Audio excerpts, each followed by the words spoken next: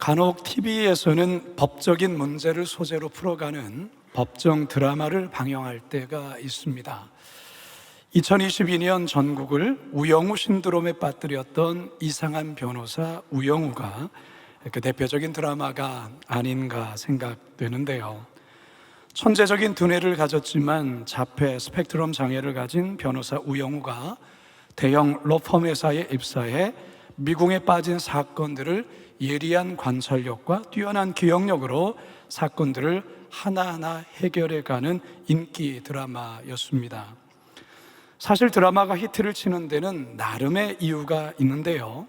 특별히 극의 반전을 제대로 잘 살리는 드라마가 히트를 치곤 합니다. 이 드라마가 그랬습니다.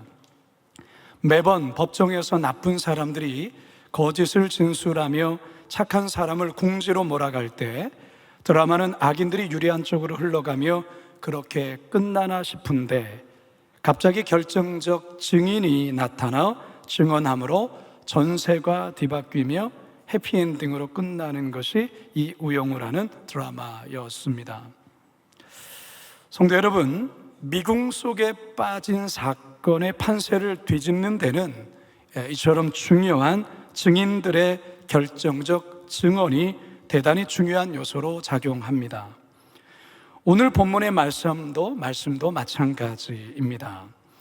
사도 바울은 로마서 3장을 마무리하면서 그동안 전개해왔던 이신칭의, 즉 예수 그리스도를 믿는 믿음으로 말미암아 하나님께 의롭다함을 받는 이 믿음의 법을 제시했습니다.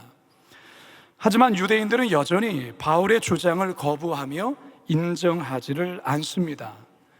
그러자 바울은 이제 이 유대인들의 완고한 자세를 완전히 뒤집기 위한 마지막 비장의 카드를 꺼내는데 아브라함, 다윗, 그리고 구약 성경을 차례로 증인으로 소환해 그들의 증언을 듣게 합니다.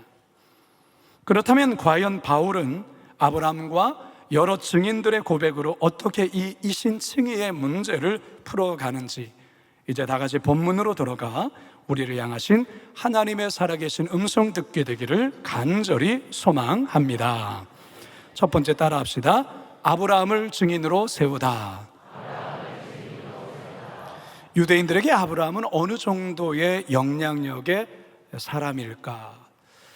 사실 우리가 상상하는 그 이상입니다. 유대 역사를 통틀어 아브라함보다 더 중요하고 위대한 인물은 없다고 해도 과언이 아닙니다. 유대인들에게 실제적인 조상은 아브라함입니다. 아브라함이 자신들의 뿌리라는 것이죠.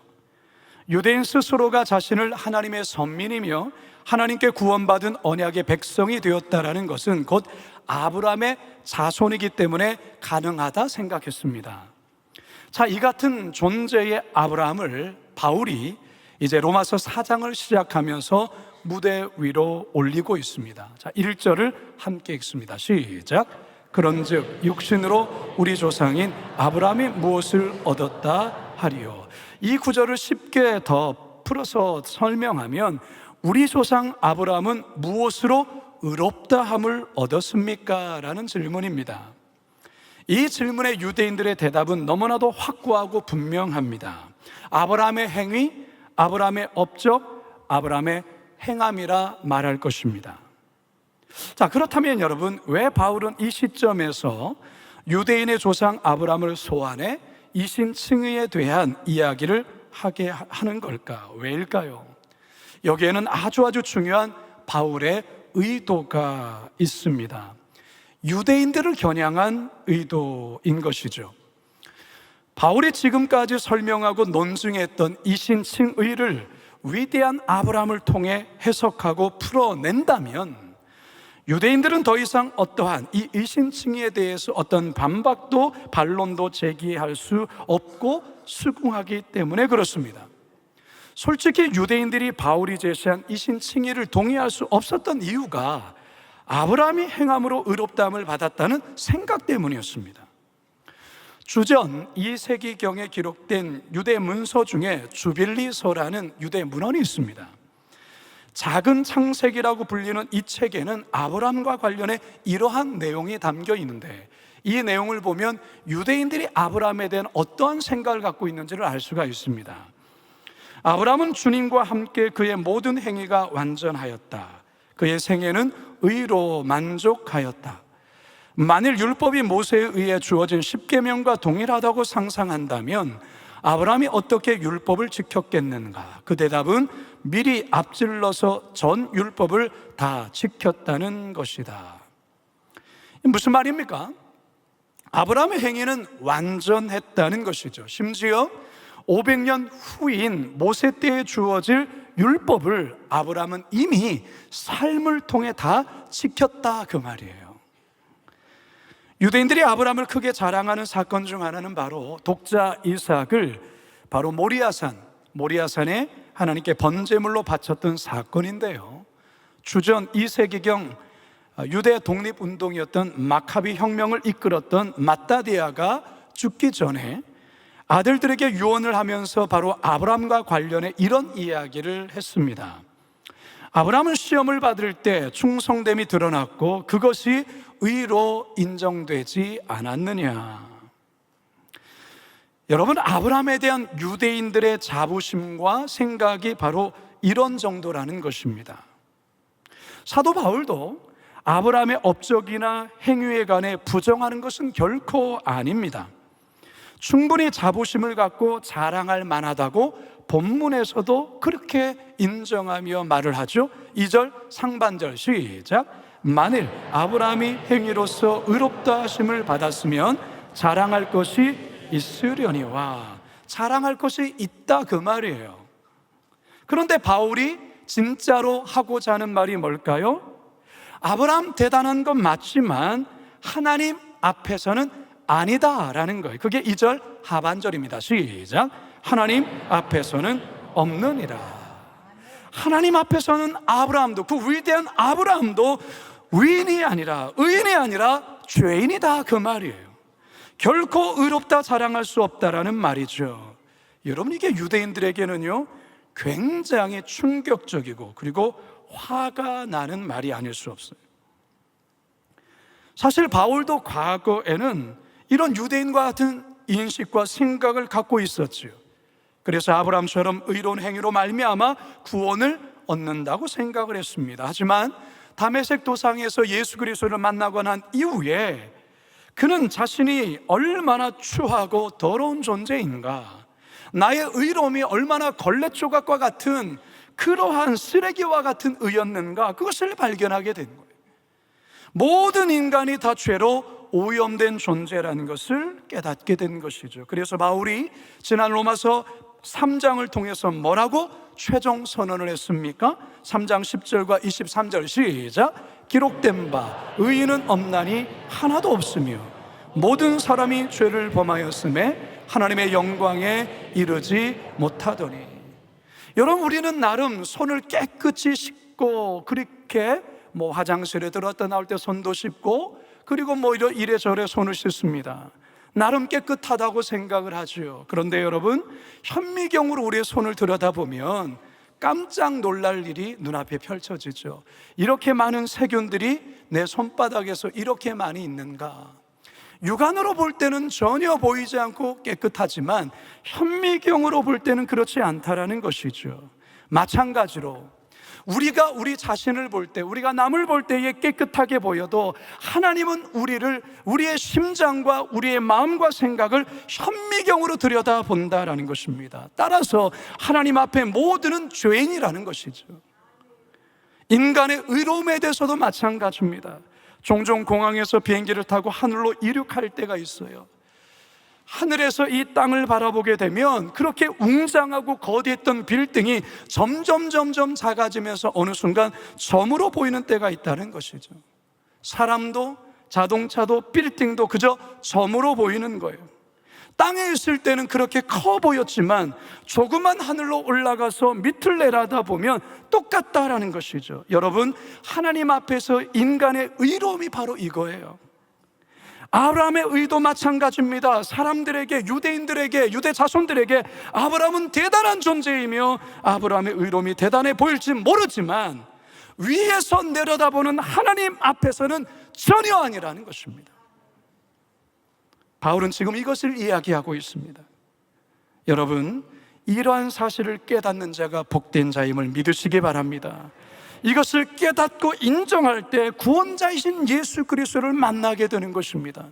아브라함조차 죄인이라는 사실을 유대인들이 깨닫게 될 때 비로소 구원자이신 예수 그리스도를 만나게 되고 구원의 길을 걷게 되는 것입니다. 바라기는 저와 여러분 모두에게도 이 같은 큰 깨달음이 있게 되기를 주님의 이름으로 축원합니다. 두 번째 따라합니다. 성경 말씀을 증인으로 세우다. 유대인의 자랑이며 위대한 조상 아브라함조차 죄인이요 그의 행함이나 행위가 하나님 앞에서는 의롭다 인정받을 수 없다는 바울의 말에 유대인들은 그야말로 충격을 받습니다. 이것은 그동안 자신들이 믿고 신뢰해왔던 모든 신학 체계가 완전히 뒤흔들려지는 그런 핵폭탄급 발언이기 때문에 그렇습니다. 유대인들은 아브라함만 믿고 따라가면, 그리고 아브라함의 행위를 본받고 따라가면 구원을 얻는다고 생각했는데 그게 아니라고 바울이 말하는 거예요. 여기에 엄청난 충격과 혼란을 겪게 되죠. 자, 그러자 유대인들이 바울을 향해서 딴지를 걸며 이렇게 말합니다. 그러면 거기에 대한 증거 있어? 라고 말하는 거예요. 그런 증거가 있으면 한번 보여줘봐. 그렇게 유대인들이 말하는 거죠. 그러자 바울이 말합니다. 증거? 있지. 증거가 뭐냐면 바로 이거야. 3절 시작. 성경이 무엇을 말하느냐? 아브라함이 하나님을 믿음에 그것이 그에게 의로 여겨진 바 되었느니라. 헬라어 원문을 보면 3절 시작에 헬라어 티가르라는 헬라어 단어가 쓰여 있습니다. 이것을 해석하면 그렇다면 성경이 무엇이라 말하느냐라는 그러한 뜻이 돼요. 그렇다면이라는 게 붙는 것이죠. 그렇다면 성경이 무엇이라 말하느냐? 이것은 마치 법정에 유력한 증인을 세워서 증언케 하는 것처럼 바울이 지금 구약 성경을 증인으로 내세워 이신칭의를 증언케 하고 있는 것입니다. 그렇다면 그 구체적인 증언이 뭔가? 창세기 15장 6절의 말씀이에요. 다 같이 읽습니다. 시작. 아브라함이 여호와를 믿으니 여호와께서 이를 그의 의로 여기시고. 유대인들은 아브라함의 행위를 통해서, 업적을 통하여서, 그가 일함을 통하여서 하나님이 의롭다 여겼다고 생각을 했어요. 다시 말해 아브라함이 뭔가 해서 하나님이 의롭게 여겼다라는 것이죠. 그러나 지금 바울이 뭐라 말합니까? 그게 아니라는 거예요. 그게 아니라 하나님을 믿으니 하나님이 그것을 의로 여기셨다, 그렇게 말하고 있는 것이에요. 여러분, 이 말씀이 어떤 배경에서 나온 말씀인지 아십니까? 창세기 15장은 아브라함이 가나안 땅에 온 지 10년째가 되었을 때, 아브라함 나이가 85세가 되었을 때의 이야기입니다. 자손에 대한 약속이 10년이 지났음에도 불구하고 자녀가 생기지 않는 거죠. 그러니까 하나님의 약속에 대해서 점점 그 믿음이 희미해져 가고 있었어요. 그때 하나님이 아브라함에게 찾아오시지요. 그리고 그를 밖으로 이끌어내시면서 밤 하늘에 무수히 떠있는 별을 가리키면서 반드시 너에게 저 별과 같이 자손을 주겠다라고 말씀하셨습니다. 그러자 아브라함은 하나님의 말씀을 믿습니다. 믿어요. 그래서 성경은 아브라함의 이 믿음을 하나님은 의로 여기셨다, 의로 여기시고 아브라함을 자기 백성으로 인정하게 되었다라는 것입니다. 따라서 바울은 창세기 15장 6절의 말씀을 아브라함의 이신칭의 사건으로 제시하고 있는 것이죠. 아브라함이 의롭게 된 것은 그의 어떤 행위나 어떤 공로로 된 것이 아니라는 거예요. 하나님을 단지 믿어서 하나님이 의롭다 여겨주셨다라는 것이죠. 따라서 이 이신칭의 사건에는요, 하나님의 절대적인 은혜가 담겨 있습니다. 뭐가 담겨 있다고요? 은혜가 담겨 있다라는 거예요. 그래서 바울은 이것을 다시 계속해서 설명을 이어가요, 일꾼들이 받는 임금, 보상에 대한 비유를 들어가면서 바로 이것이 바로 은혜다라는 것을 우리에게 이렇게 설명을 하죠. 4절과 5절입니다. 시작. 일하는 자에게는 그 삭시 은혜로 여겨지지 아니하고 보수로 여겨지거니와 이를 아니할지라도 경건하지 아니한 자를 의롭다 하시는 이를 믿는 자에게는 그의 믿음을 의로 여기시나니. 무슨 말입니까? 이런 거예요. 여러분들이 직장에 나가서 성실히 일을 해서 매달 한 달에 한 번 이제 이 임금 보수를 받을 때 여러분 그것을 일한 것에 대한 당연한 보상으로 생각하지 은혜로 생각하지는 않잖아요. 내가 일했으니까 일에 대한 대가를 받는다라고 생각하는 거죠. 그런데 만일 어떤 직장인이 불치병에 갑자기 걸려 회사를 나오지 못하는 상황에서 사장님이 딱하게 여겨서 계속해서 월급을 지급한다면 이것은 은혜라는 거예요. 일을 하지 않았어요. 그럼에도 불구하고 그에게 뭔가를 주는 것, 이것은 은혜라는 것이죠. 지금 바울이 이것을 비유로 이야기하면서 이신층의 사건은 바로 하나님의 절대적인 은혜의 사건이라는 것을 강조하고 있는 거예요. 일을 안 했는데도 특별한 업적도 없고 공로도 없고 심지어 경건하지 않는데도 하나님을 믿는다는 믿음 때문에 의롭다 여겨주시면 이게 바로 은혜라는 것입니다. 근데 유대인들에게는 도무지 이게 이해가 잘 안 되는 거예요. 왜냐하면 유대인들은 기본적으로 공로주의 사상에 사로잡혀 있기 때문에 그렇습니다. 공로주의, 공로를 끼쳤기 때문에 그래서 얻는다, 공로주의, 행위구원, 율법주의에 사로잡혀 있기 때문인 것이죠. 그런데 성경이 말하는 게 뭡니까? 공로에 의해서가 아니라, 공로에 의해서 의롭게 되는 것이 아니라, 선한 행위에 대한 대가로 주어지는 것이 아니라 하나님을 믿는 믿음으로, 더 나아가 예수 그리스도를 믿는 믿음으로 의롭게 된다는 것을 말하고 있는 것입니다. 할렐루야.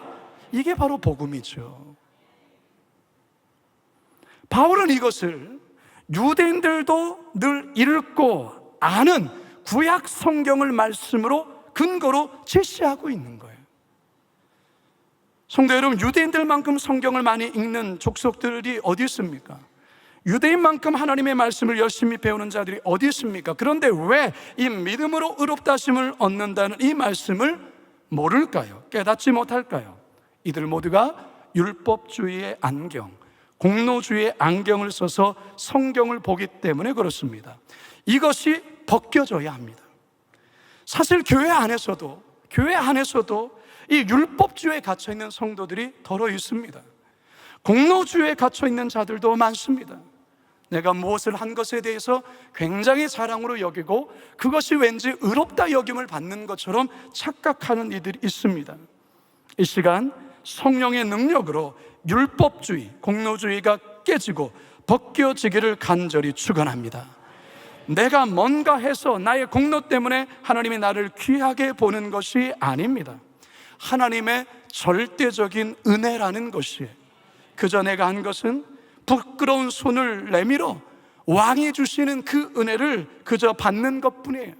나의 손을 부끄럽지만 내미는 것이 이게 믿음이라는 것이죠. 하나님을 위한 그 믿음, 그러나 하나님은 그 믿음을 보시고 우리를 의롭다 여겨주시는 것입니다. 이 같은 사실을 늘 깨달아 늘 또 감사하시는 저와 여러분 모두가 되시길 주님의 이름으로 축원합니다. 마지막 세 번째 따라합시다. 다윗을 증인으로 세우다. 이제 바울은 믿음으로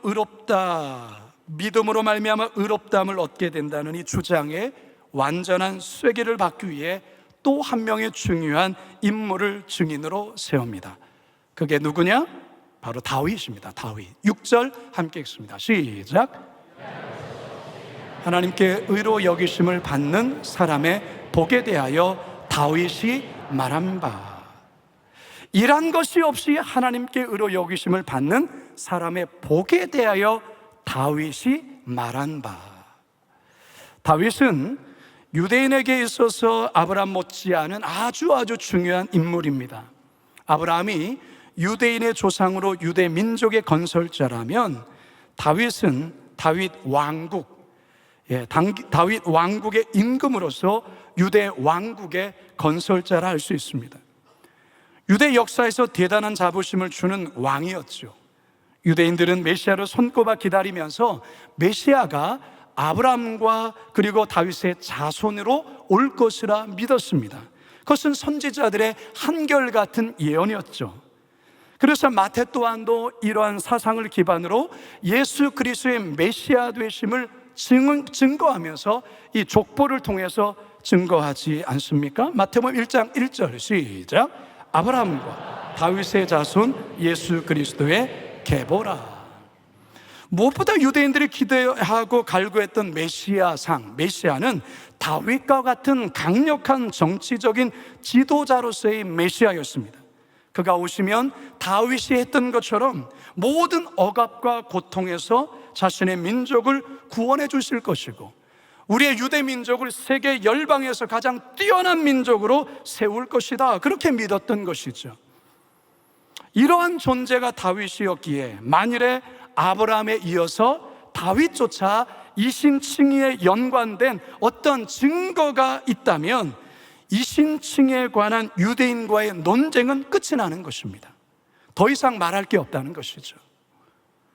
그래서 바울은 시편 32편 1절과 2절의 말씀을 이렇게 인용합니다. 자, 7절과 8절이죠. 시작.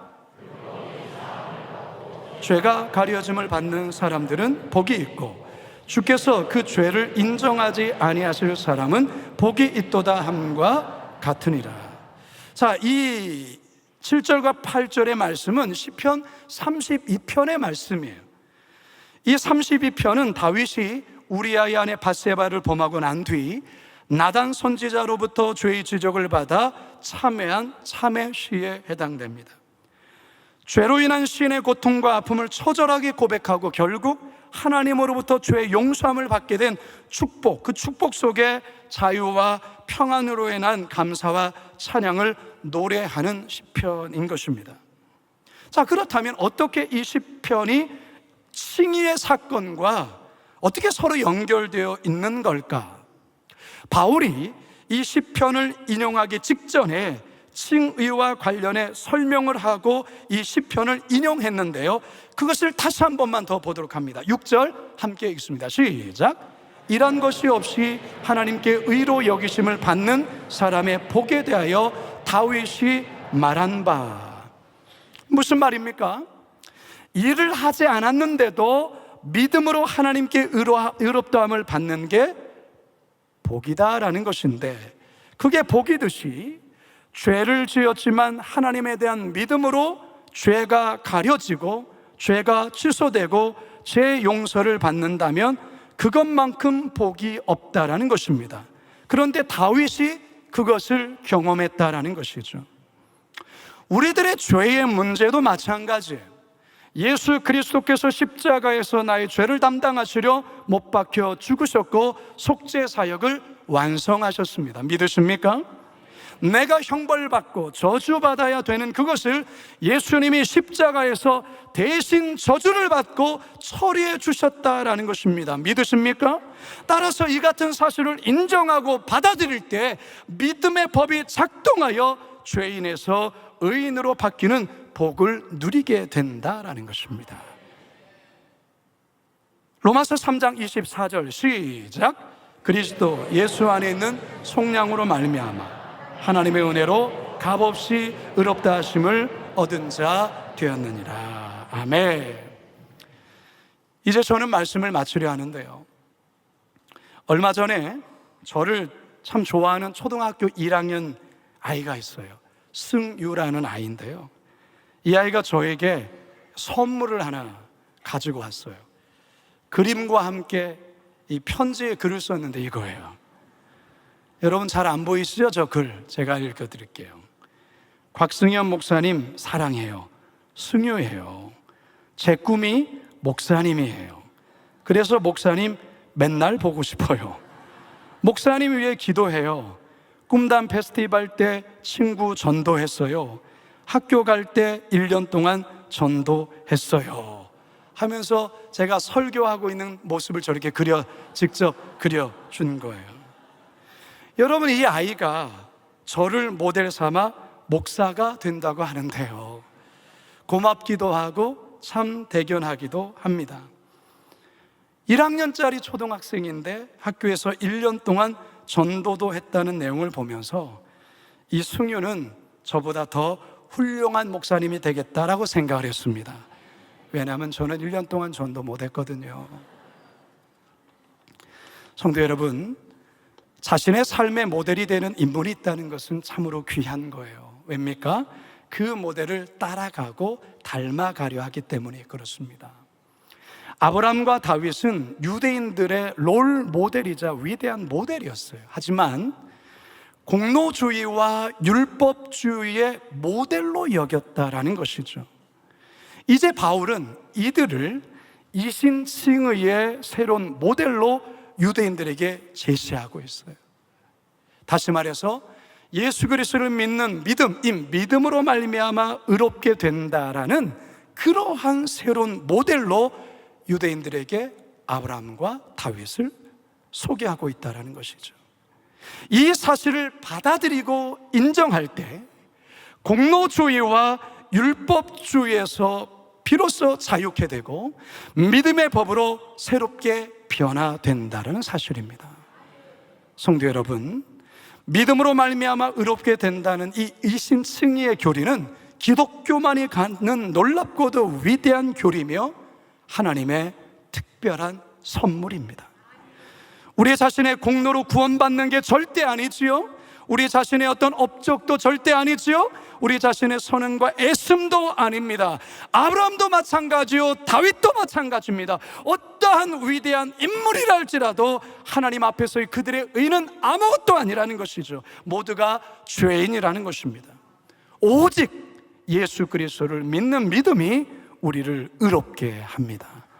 바라기는 오늘 말씀을 통해서 다시 한번 이 하나님의 은혜로 값없이 의롭다움을 얻게 된 이 칭의의 사건에 대하여 다시금 감격하시고 그리고 확신하시고 이 놀라운 이 복음을 우리 주변에 우리 승희와 같이 나누고 전하시는 행복한 증인들 다 되시길 주님의 이름으로 축원합니다.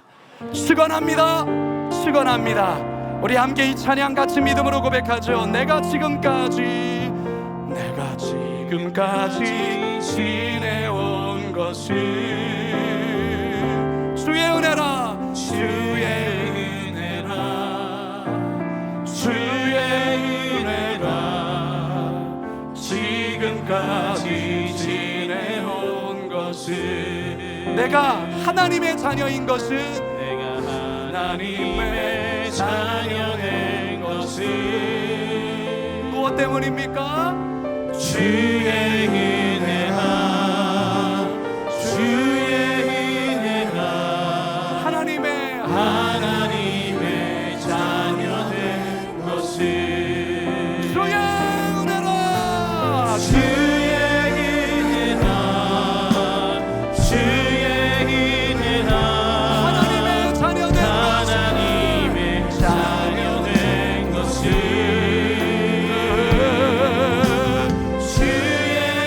은혜라, 주의 은혜라. 하나님의 자녀된 것은 내가 이 자리에 서 있는 것은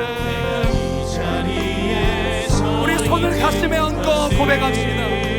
손을 가슴에 얹고 고백합니다. 주의 은혜라, 주의 은혜라. 이 자리에 서 있는 것은 주의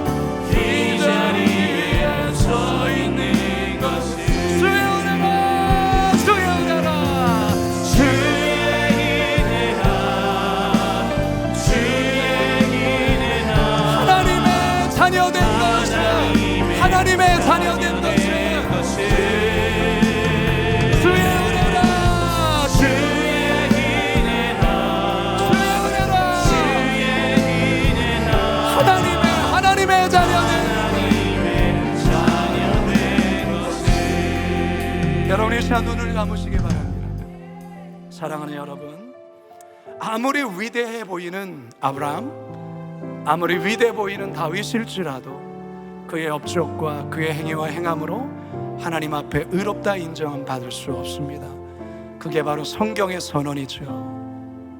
하나님은 우리를 현미경으로 관찰하시고 하늘에서 우리를 보시기 때문에 이 땅에서는 웅장한 빌딩과 초라한 집이 비교될지 모르지만 하나님 앞에서는 다 죄인이라는 거예요. 하나님의 의롭다 칭함을 얻어야만 구원받는 존재라는 거예요. 그런데 하나님의 은혜로 우리에게 그것을 허락하셨어요.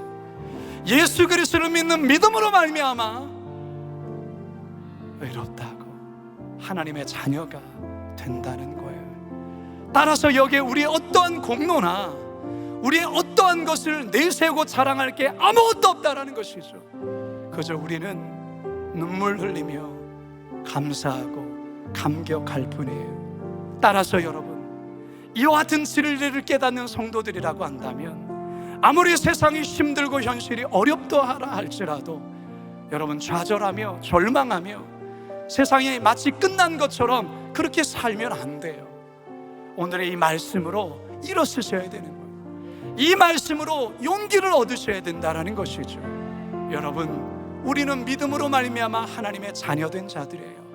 하나님의 은혜로 말미암아 여기에 서 있는 거예요. 따라서 여러분, 오늘의 이 말씀을 정말 깊이 마음에 새기시기 바랍니다. 율법주의로 살지 마시고요, 공로주의적인 신앙으로 살아가지 마세요. 여러분의 그 어떠함을 자랑하고 그것 때문에 여러분이 하나님 앞에서 의롭다 인정받는 존재가 아니에요. 우리는 그저 하나님 앞에 부끄러운 죄인이지만 하나님이 우리를 의롭다 삼아주신 것이죠. 이 시간 우리 주여 한번 부르짖고 기도할 때, 주여 이 말씀을 다시 한번 마음에 새기오니 이 말씀 붙잡으며 세상 가운데 승리하며 살아가게 하옵소서. 우리 주여 한번 부르짖고 기도합니다. 주여,